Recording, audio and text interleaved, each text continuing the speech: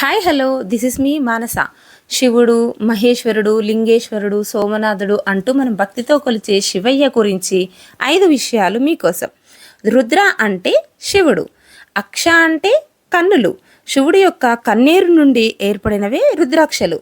రుద్రాక్షని మెడలో ధరిస్తే ఎటువంటి చెడు జరగదు అని ప్రజలు నమ్ముతారు.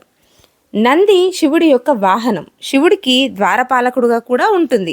అందుకే మనం శివాలయంకి వెళ్ళినప్పుడు నంది చెవులో మన కోరికలు చెప్పుకుంటే మనం చెప్పే కోరికలు అనేవి డైరెక్ట్గా శివుడిని చేరుతాయని విశ్వసిస్తాం.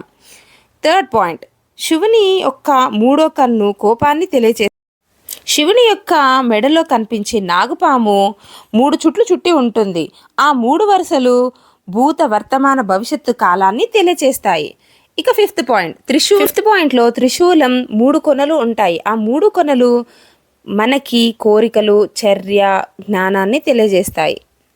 Thank you for watching. Have a good day.